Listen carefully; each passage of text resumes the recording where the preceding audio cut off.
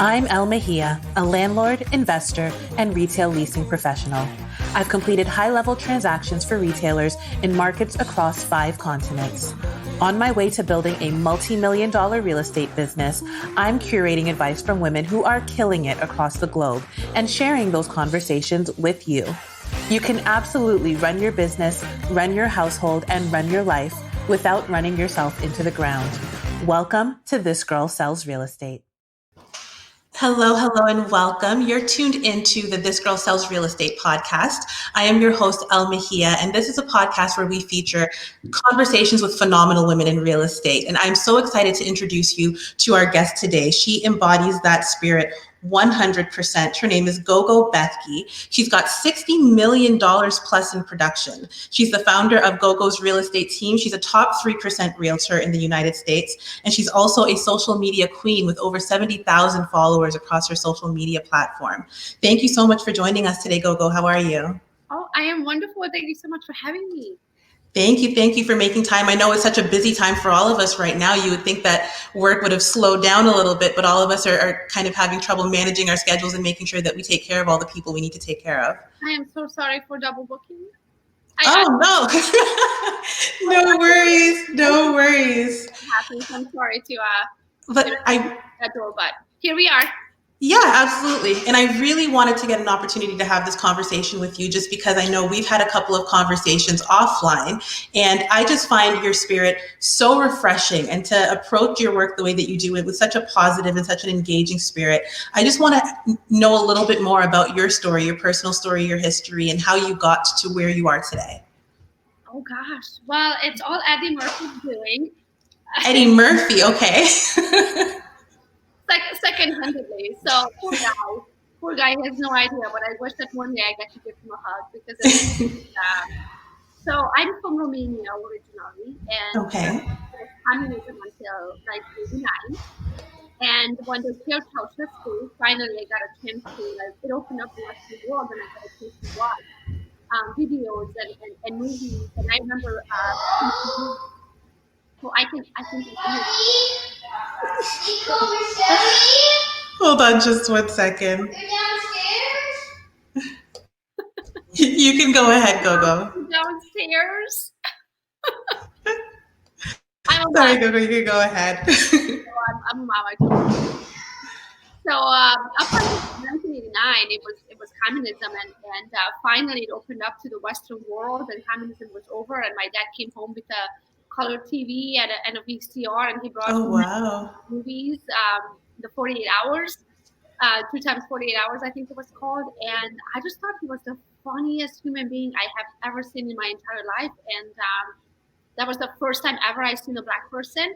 He was. It is because, I can't see you, by the way, and I prefer to see you. Can you put yourself back on? Absolutely. Yeah, thank you. I just talk to myself. And I just thought, to me as an 8-year-old, I was 8 years old at the time. And to me, that meant wherever that man is at, and he was so happy, I thought that's where I have to go to be happy.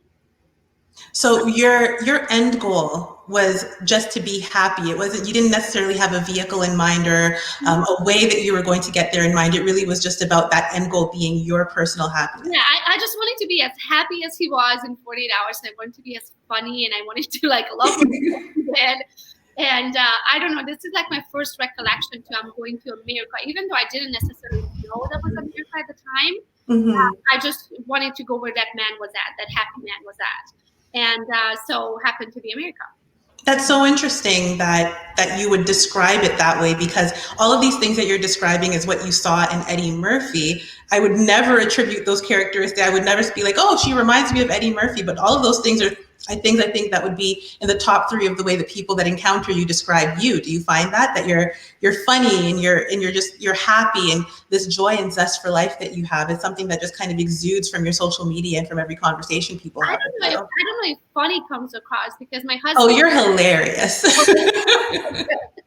Because my husband says my Hungarian jokes don't really make sense in the U.S. My family and I, or my friends and I, would be hunched over laughing. I can't even get a word out of my mouth. I'm laughing so hard. And my husband is like, well, I guess, yeah. It's lost in translation a little bit. It is. So why real estate? How did you come across real estate as your vehicle for being able to really define that? Because you define success as your happiness. What made you decide that real estate was the way to get there for you? So it's not like I woke up, like I still don't know what I'm going to be when I grow up. Let's put it that way. Okay. But it's not like I was like, oh, when I grow up, I'm going to be a real estate agent. Like, it wasn't like that. Nothing like that. It was actually not even my idea. It was my neighbor's idea. Oh, and wow. I think it was based her idea off of that I'm so social. And I always, well, yeah, I was going to say your personality is perfect for it. I don't know I'm sure that there are a million other things that you could be good at, but I just feel like this is so well suited for you. I do love people of any kind. Like, I can't go into a store without everybody being my best friend by the time I leave. Like, my husband doesn't grocery shop with me very often, but when we leave the store, one time he looked at me and he goes, "Who are you, the maid?" Everybody knows you by name. I'm giving hugs in the store. Like, it's just my personality. I love people. I love talking to people. So sales comes natural to me, and I truly enjoy it. I'm also. Sorry, go ahead.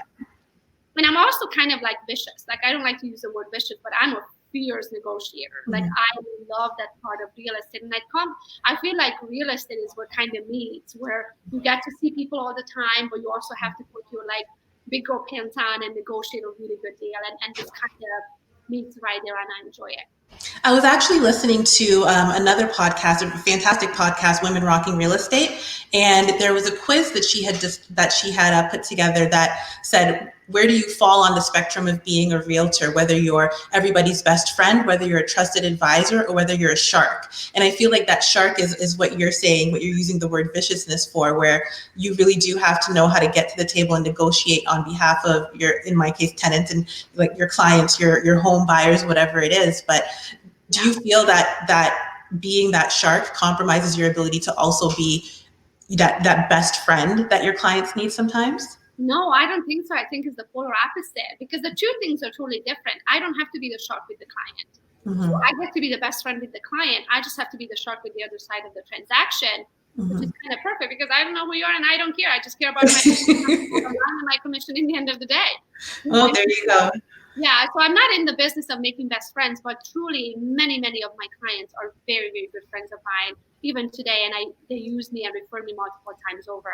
And I think that's proof in the pudding right there that we hit it off and we became friends. Now, I'm not going to lie, I have a few that if I never see them again, I'll be perfectly fine. Just the more difficult than most ones, we'll say. And not even the difficult.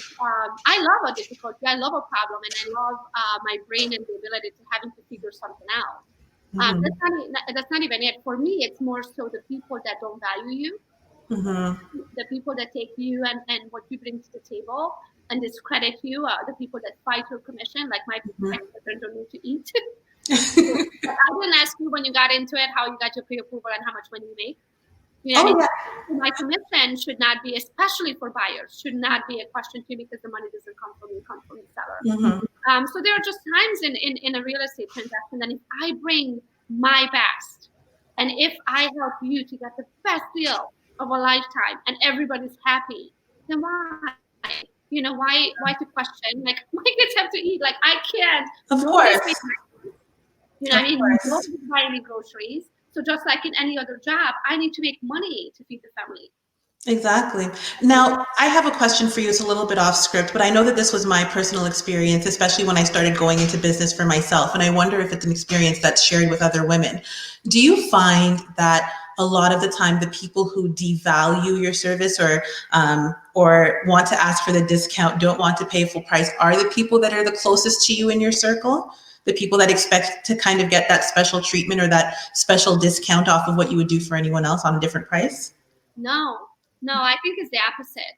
I feel like friends are friends, and they understand, they know you, and they know you have a family, that they know this is your job and you take it seriously. They followed you long enough. They know you're in the business. Oh, that's my slogan. Real friends pay full price. I'll pay full price and support any of my friends' businesses. I think that's how it should go, no? Exactly. So they've known me long enough. I think it's the ones that they were maybe referred by somebody, or they don't really know who you are, what you really bring to the table. And that's like when it happens. Sometimes when it's somebody who never even heard of you, they somehow found your site, you know, I mean, that kind of stuff. And I feel like also, no disrespect to any other realtor out there, but the ones that discredit themselves and what they bring to the table, I walk away from plenty of transactions because I am not increase my commission. I know what I'm worth. I know what I bring to the table. I know my ability to get the best deal will save them more money what they're trying to save on my commission. Way more. Oh, I imagine the market's the same in Michigan as it is in Toronto. There are a ton of real estate agents in Toronto, but you're not really comparing yourself. It's apples to oranges sometimes in terms of the quality of service that you get. And I know that you're someone who prides yourself on the level of service that you're able to bring to your clients, but also, and I want to touch on this a little bit, being able to coach people and teach people how to bring that level of service to their clients as well. So in essence, you end up training a lot of what most people would consider their competitors sometimes. Yeah. Well, I train, to me, nobody's the competitor. There's plenty of slices of this pie to go around. Every human being needs a roof above their head. There's more for all of us to go around. I mean, if you look around, the top 20% of the realtors do 80% of the business. The average is 1 to 2 transactions a year.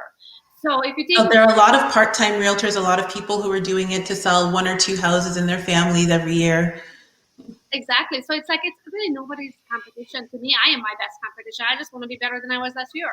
Look around and see what everybody else is doing. Like, I could care less. I just want to boost myself. Now, one of the things that I would think that most people would see about you and your social media is how open you are and how honest you are about really every aspect of your life. And so following you on Instagram, one of the relationships that we get insight into is your relationship with your partner.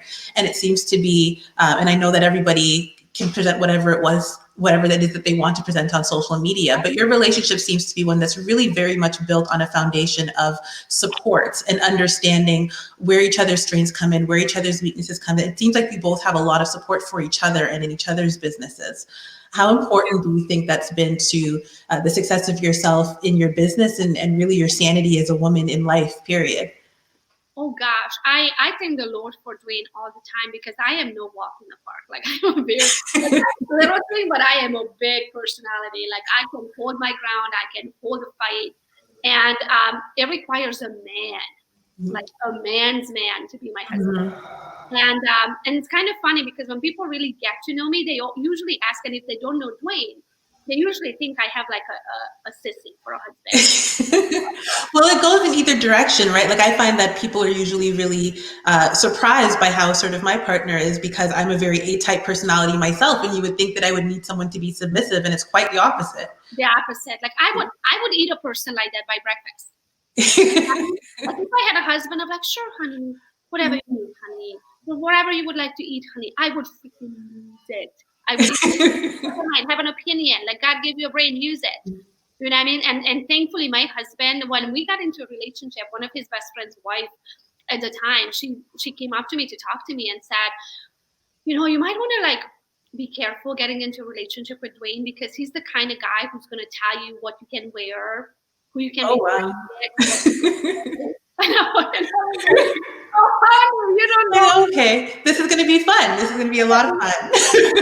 You have no idea who I am. No pushover. Like, I can hold my ground, and thank God that my husband can too, because I could not have. It's not my. I'm not into that. I need to be dominant, whatnot, at all whatsoever. So for me, I actually like a man to be a man.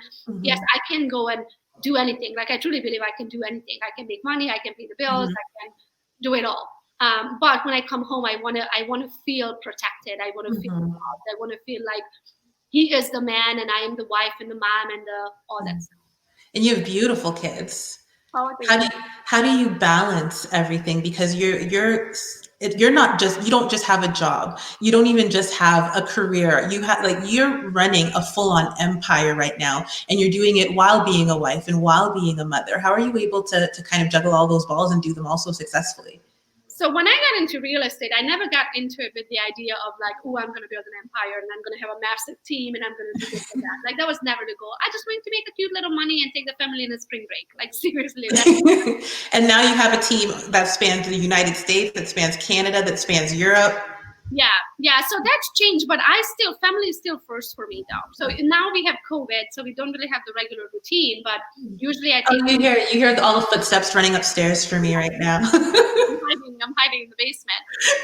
Same, I'm in the basement too. Yeah, me too. So before COVID, I would drop him off every morning at school. I would pick him up every afternoon. I'm home for dinners. I'm home on the weekends. I really try not to miss any of their activities. Now, granted, I travel every 2-3 weeks a month. I'm out of state, but I try to do it in between, like things that I really don't miss a lot of their stuff. So I spend a lot of time with my family, but that was always very important to me. And I think in life, it's you make it what you want it to be. You know, I mean, whatever your priorities are, that's what you're going to set. So for me, family is always first. God is always first. And then everything else after that. So I always say I work between 10 and 2. Because by the time I drop them off and I come home, put makeup on, and I get sassed up and go on with the day, then I have to leave by 2:30, wherever I'm at, to come back and pick them up by 3:30. So that's pretty much my day. And then I'm home in the afternoon. But granted, I can run business from this device. So that's where everything I do is the power of Wi-Fi or cell service. And that's pretty much it. You can do whatever as long as you have. It's true. I think a lot of people are realizing with this COVID lockdown that everyone's dealing with that there's a lot that you can do just from your cell phone and just from your laptop, and you can run entire businesses and communicate with your teams via all of this technology that's around us. And it's kind of exciting to see the different projects that are going to come up out of this as well. Yeah, thank God. I mean, we can literally do everything from home. Now, do I prefer it? No. People's personal space. Yeah. People. We're both hiding in the basement right now, so I'm so excited to be back to reality. I just texted my girlfriend, and I was on the deck feeling pain because that's therapy to me. Our deck needs to that'll be nice. Like that. I'm planning my COVID birthday right now. My birthday's at the end of May, and I'm pretty sure we're still going to be on lockdown here then. So no. Yeah. Unfortunately, I'm making the best of it, though. I'm making the best of it. I'm ready to go back. Like I'm ready to start a revolution if they extend it. You'll be on the front lines with the picket signs. I don't want to do that. I don't want to make the front page of the news. Oh, geez. Well, Gogo, one of the things that immediately attracted me to you when I started following you on Instagram was the team that you're building, and really this new dynamic side of real estate that a lot of people, I know that a lot of people in the States have heard of it, but in Canada, this is brand new. So I want you to talk to me, because one of the things that's come out of this COVID lockdown is your business hasn't slowed down, because even as your market's been shut down, you're operating in other markets that are open, aren't you? Yeah. So the cool part is, I guess, so the company that I am with is called EXP. And I joined them on October of 2018, so about 15 months. And we are a 100% cloud-based company. So I guess I was so prepared for this COVID. I've been working from home for the last year and a half, or whatever I'm at. I mean, you follow me. So sometimes at a coffee shop, sometimes at a private company. But the cool part is I had a team prior to that, and I was midway through having my broker's license, going through the education, the classes to get my broker's license, to maybe eventually one day open my brokerage. When they presented this EXP opportunity to me, and many people did prior to that, but I didn't have my receiving ears on. I have an open mind. So finally, that's so strange to me. People that won't listen to, I'll always listen to a business opportunity. It might be a no at the end, but I'll always listen. Yeah. So, but I didn't. I think because the first time somebody talked to me, they were so pushy. And it was so MLM-like. I was like, oh my gosh, leave me alone. Like, I don't want to hear anything about it. And then so many people have kind of hijacked lunches and dinners and turned into an EXP recruit. And I'm a very blunt person. I mean, you see that from me. Yeah. I always say Tell me like it is, yeah. I say it as I see it. So if I wanted to talk to you about EXP, I would reach out to you and tell, hey, I want to talk to you about EXP. I wouldn't go in a roundabout way, inviting you for lunch or let's talk social media, and then I start talking EXP. Like, I don't like that stuff. Yeah. I about had it with EXP. Mark and Kurt were finally able to explain it to me in a way where it made sense. And I'm also, the way I look at people, I'm like, hold on a minute. If you can do it, I can do it. And after seeing it, I'm visual. Like, you can tell me whatever you want to tell me is going to go in one ear and out in the other. Because you're already seeing it in your head. We are so much the same person. But if I saw it, I cannot unsee it. Yeah. Visual is what Yeah. So I saw it like written down on a piece of napkin or whatever it was. And I was like, oh my gosh, it finally registered to me. Other people were like, blah, blah, blah, blah, blah, blah, blah. I got nothing. And after I saw it on paper, I'm like, oh my gosh, this is the opportunity of a lifetime. So it haunted me for like 5 weeks. I went through I'm not the kind that jumps out of a thing and builds a plane on the way down. So where does that come from for you? Where does that drive come from for you? This dive head first and figure it out later. Oh gosh. So do you really want to know? Are we going into that? How much time you got? How much time do you have? I have time. Okay, good. I take a sip of my. Go for it. Go for it. Go for it. And it is a Corona too. Is it that type of story? Well, it's kind of deep and heavy. Well, yes, so here you have it. So I grew up in Eastern Europe, and over there, the parenting style, it's a lot like tough love. No emotions, no physical touch, no word of affirmation. There's nothing. The only thing you're ever going to hear is what you did wrong. Oh, yeah. And then you're going to get... That sounds like Caribbean parenting style. Oh, okay. And then you get a good old beating for it on top of it. Yeah. So that's how I was raised. And for whatever reason, even though I am 100% Hungarian and I have the same mom and dad as my sister, and I ate the same food and I was nursed the same way and I had listened to the same music and I had the same religion and everything the same, everything that's good and fine for my sister, it was never good enough for me. So I always needed that affirmation. I needed to hear from my parents that they love me. I needed to hear that they're proud of me. And I never got that from them. So I assumed as a child that if I achieve, if I'm going to do this and I'm going to get really good at it, then I'm going to get their attention. And I didn't. I was like, oh, okay, well, maybe this didn't. But if I do this, and I'm going to do this, I'm going to get really good at it, and I'm going to get an award, then they're going to pay attention and tell me how they are of me. And that didn't happen. So I went on and on and on and on, constantly achieving, hoping that I'm going to get their attention and their love, and they're going to be proud of me, and they're going to tell me all that.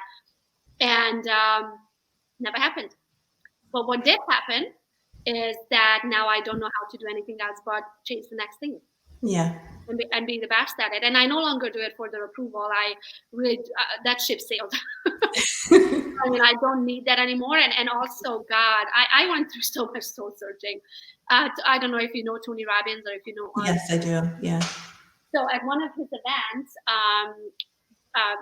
UPW, Unleash the Power Within, he teaches that if you are holding something against someone, something that they did, or in my case, they didn't do to you, then you also have to give them credit for what you became of it.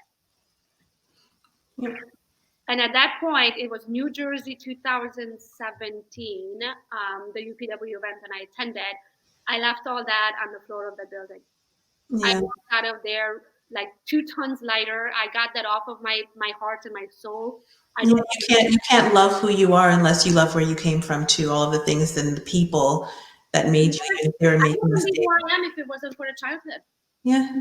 So I have to give him credit for who I became of it. But I never, on my own, I would have never been able to find that answer. And ever since then, I just thank him. I did a total 180 of how I looked at my parents and how they raised me versus how I look at them today. I mean, just the fact that they let me go. I was 14 when I moved out. You know what I mean? Like, I couldn't, my child is 12 going on 13 in July. You're telling me, I couldn't imagine. You know, I should be able to let him go to move to another country. Yeah. You know, I'm a firm believer in the fact that people do the best with what they have. But I also believe that you don't necessarily, you can meet for people where they are and you can understand people for where they came from and what their understanding was at the time, but you don't have to carry that with you moving forward. You can leave it where it is and appreciate it for what it is and for what it gave to you and take your steps forward. Yeah, so I was polar opposite of my mom. I remember when I had Kobe and I held him the first time, and I asked my mom right here under our deck, and she was out there. I went out there and I asked her, holding a couple-day-old baby, and I said, how could you go through life? 27 I was at the time. I said, 27 years without ever telling me you love me. Like, I can't imagine. I'm holding a 2-day-old baby, and I told him 100 times. And my mom said, my parents never told me. Yeah. Well, that's exactly what it is, right? And it takes one person to break that cycle, because now your son couldn't imagine a life where he didn't hear constantly that you love him. But so what just I learned from that is you are not your parents, you're not your history, you're not your family, you're not your circumstances, you're not them, you are you. What I learned from that growing up is that I'm never going to do that to my child. I would never do that to my child. That was no excuse for me. I could have used the same excuse of like, well, my parents never told me. But Yeah. I went polar opposite of that. I was like, I would never wish that on anyone.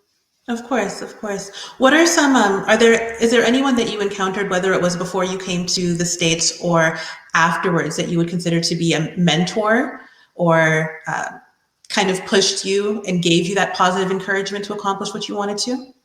Oh, absolutely. I have so many fun stories. How much time you got? Okay, so Oprah started this and made this soul searching. I came across Super Soul Sunday and Masterclass by accident one day, and then I got to the end of, I watched every single episode.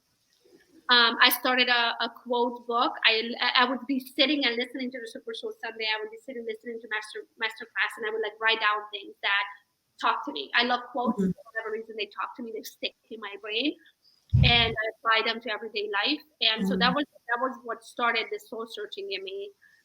Then I found Dr. Wayne Dyer, the best hug I've ever gotten in my life. Not like my best hug. Don't get me wrong. I love hugging my children. I love hugging my husband. But the hug from a stranger, so sad. Right. When I realized that people have energies. That was my proof that people have energies. I got a hug from Dr. Wayne Dyer. I went to one of his events. This is way before he passed away. And out of the crowd, there was probably 3,000 people in the crowd. I was the only one who got a hug. He called me up on the stage, and I got the biggest hug ever. And I can tell you, the smile I had, 3 weeks straight, I couldn't take it off my face. The energy that man had, and the energy that transferred over to me by the hug, I can't even describe it, what that felt like. So I definitely consider him a life mentor, because I learned that gut feeling that you get when you are with people.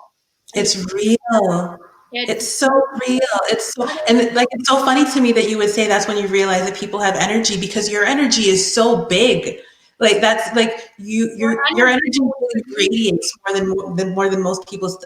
When you walk into a room, I imagine, or when you jump on the phone, when you get on your video on social media, I think that's probably one of the biggest things about you, is that your energy is so big. Really? Do you find that in yourself? Do you see that in yourself, or are you really just being your most authentic? I do, but I think it's ever since I let it loose. You know what I mean? Because we bottle it up and we try to like figure out who we are, and we just kind of, I'm only gonna let you see this much because I don't know what's gonna happen. And when you all let that out, you're like, I don't care. This is me, take it or leave it. I can't tell you how good it is, but I do know what you're talking about. I can walk into the room and people will feel me, but I will also feel if I'm attracted to somebody, not attracted as in, oh yeah, no, but just energy is attracting you. Exactly, but we are on the same frequency. So sad. Yeah. So what is next for you with all of this? Because it doesn't sound like you're slowing down anytime soon. And as much as you have on your plate, it also doesn't seem like you're very overwhelmed. No, I'm always chasing the next thing. But back to your last question, just before I forget it, because I must mention Tony Robbins, because I would not be who I am today if it wasn't for him. So I attended UPW, I attended Business Mastery, I attended Date with Destiny, and his teaching and his being talking about energy when he walks by, my gosh, that man's energy is like, it fills the room. So I have to give him credit, because again, I wouldn't be who I am today. And what is in the makings for me? I don't know. I have big dreams. I don't know. I want to have an HGTV show. Why not? I want to meet Tony Robbins, and I need a hug from Eddie Murphy. Put it out into the universe. You see, we're not even talking about, this is manifesting. So you're telling me exactly what's going to happen for you. So you're going to have a show on HGTV. Yep, I'm going. And you're going to get a hug from Tony Robbins. What was the next one? Oh, so Eddie Murphy. I have to get a hug from that man, and thank you. The poor guy doesn't know what he's doing. But so if you know somebody who knows somebody, with the 6. Hey, you know what? Actually, our next guest that I'm interviewing later in the week, she just started a show on HGTV Canada. Just premiered in February. Yeah. So see, it's all out there. It's all connecting. It'll happen. And I want to be a motivational speaker, not necessarily tied to. You already are a motivational speaker. Like a big scale. I want to be like a mini Tony Robbins, 5'2", not 6'6".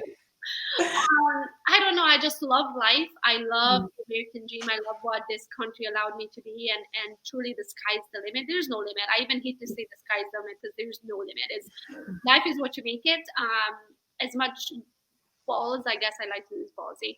As much ball as you have, to go and grab it. And is that the advice that you would give to women that are entering real estate or who are thinking of kind of dipping their toe in the water? Oh, absolutely. I always say grab life by the balls. I say I have balls, a good set of them. I keep them up here, but I have them. Yeah, it is a man's industry, you know what I mean? So you have to be balls. You have to have a very thick skin. You have to learn to not take things personally, and just go for your dreams. There's no limit. Thank you so much for joining us today, Gogo. I know how energized I always feel when I get off the phone with you, and I bounce a bunch of ideas off of you, and the positive energy and the feedback that I always receive from you. And I know that it'll resonate with our audience as well. So thank you so much for taking the time to have a conversation with us today. I can't wait to see all of the different projects that you have coming in the future. I know you have big dreams, and I have a feeling that what you're going to accomplish is even bigger than the dreams you have in your head right now. So can't wait to be a witness to that. And I'm sure we'll speak soon as well. Oh, thank you so much. Thank you so much for having me. Thanks, Gogo. We'll speak soon. Talk to you soon.